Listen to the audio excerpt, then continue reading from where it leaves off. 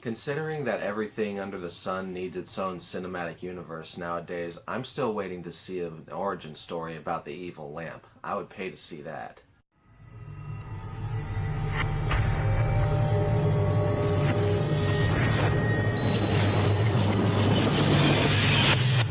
Audio Jungle. Audio Jungle.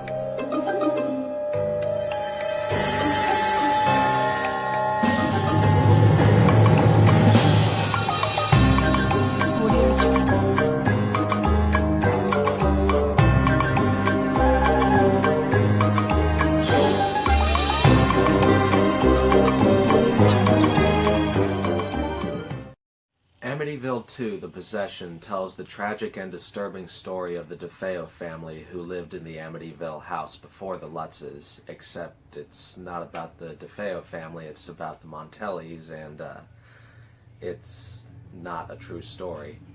It's still pretty tragic and disturbing, though. I hope I haven't lost you yet.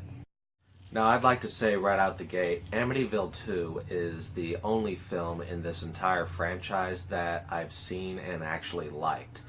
Outside of that, I've watched the first movie, which I just thought was plain boring. I've seen the third movie, which was horrible. And I've seen the 2005 remake, which was okay. I mean, I don't think it was as bad as everyone makes it out to be, but it wasn't particularly remarkable either. And I'll admit, Amityville 2 is not a perfect movie. In fact, I wouldn't even say that it's a great movie. I mean, the supernatural scares in it tend to be a mixed bag. Some of them are kind of dumb, like there's a scene where a kitchen sink starts gushing blood from the faucet, then there's another kind of silly moment where these paintbrushes start moving by themselves and drawing on the wall.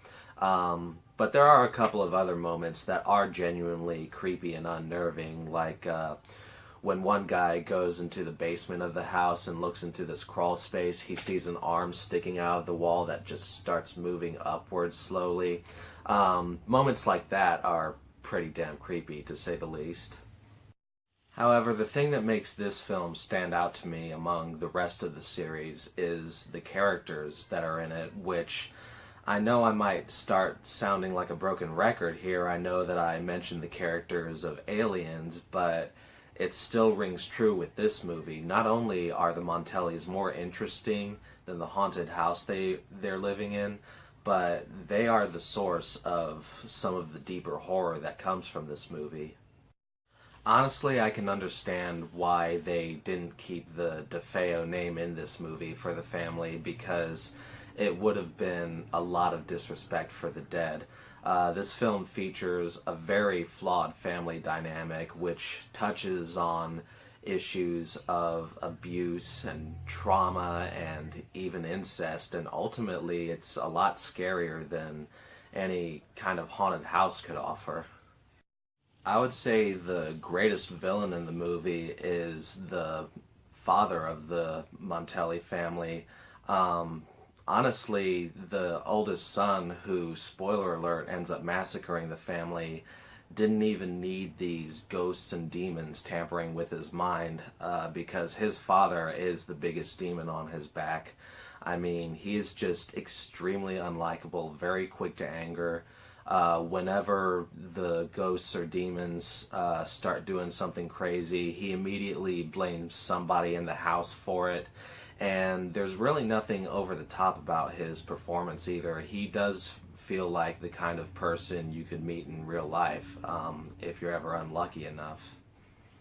Now, aside from the supernatural scares being very hit or miss in this film, I would say that there are two major flaws that prevent Amityville 2 from being a great film. And one of them is the entire second half, which delves into the possession that the title mentions. I mean, the possession, the exorcism scene that the film concludes with is fairly entertaining in just a cheesy horror movie kind of way, although the way that it concludes is one of the goofiest things I've ever seen, and I'm sure if you watch this movie you'll know what I'm talking about. However, I feel like just if they dedicated the entire running time to fleshing out the Montelli family more and exploring the family dynamic before tragedy befell them, this movie could have had a more lasting impact. I also feel that this film genuinely suffers due to the fact that it has the Amityville title attached to it. If they had just given it a more original title and kind of separated it from that universe, and played down the supernatural elements more, this could have easily gone down as a classic, and I genuinely think it would have been more well remembered to this day.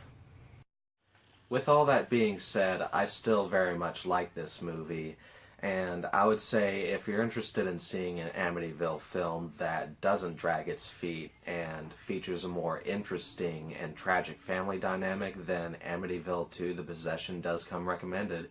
And that's all I've got to say about this movie. I hope y'all have a good one.